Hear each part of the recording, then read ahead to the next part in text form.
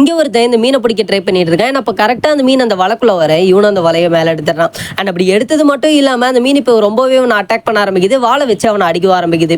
இவனும் வேற வழி இல்லாமல் கோடாலி எடுத்து அந்த மீனை அங்கேயே கொண்டுறான். ஏன் கொள்றான் அப்படின்னு பார்த்தீங்கன்னா இப்போ அவன் நடுக்கடலில் மாட்டிட்டு இருக்கான். ஸோ அப்படியே அதை கொண்ட உடனே அந்த மீனோட கலரும் மாறிடுது. ஸோ அதை பார்த்து இவனும் ரொம்பவே ஃபீல் பண்ண ஆரம்பிக்கிறான். ஏன் அப்படின்னு கேட்டிங்கன்னா இவன் இது வரைக்கும் ஒரு உயிரினத்தை கூட இவன் லைஃப்பில் கொன்னதே இல்லை. சரி அந்த மீனை கொண்டு இவன் தான் சாப்பிட போகிறான் அப்படின்னு பார்த்தா அவன் சாப்பிடாம அந்த போட்லேயே இருக்கிற ஒரு புலிக்கு கொடுக்குறான். அந்த புலியும் அதை சாப்பிட்ருது. பட் அதை சாப்பிட்டா அந்த புலிக்கு பசி அடங்காமல் இவனை சாப்பிட ட்ரை பண்ணுது. அண்ட் அப்பன்னு பார்த்து பல பறக்கிற மீன் பார்த்தீங்கன்னா இவன் படகு நோக்கி வர ஆரம்பிக்குது. அண்ட் அப்படி வர மீன் எல்லாத்தையுமே இவனும் அந்த புலியை பிடிக்க ட்ரை பண்ணிட்டு இருப்பாங்க. அண்ட் அப்படி பண்ணிட்டு இருக்க ஒரு பெரிய மீன் வந்து அந்த படகுல விழுகுது. ஸோ அதே அந்த புளி எடுத்துக்கலாம் அப்படின்ற மாதிரி ட்ரை பண்ண அதை விடாமல் அந்த புளியை ஒரு குச்சியை காட்டி பயம் வருது. அந்த இதை இவன் எடுத்துக்கிறான். எடுத்தது மட்டும் இல்லாமல் அந்த பீஸ் எல்லாம் இப்போ சின்ன சின்ன பீஸாக வெட்டி அந்த மீனை பார்த்தீங்கன்னா ஒரு குச்சியில் குத்தி அந்த புலிக்கு சாப்பிட கொடுக்குறான். அண்ட் ஃபைனலியாக அந்த புலி கூட ஃப்ரெண்டும் ஆயிடுறான்.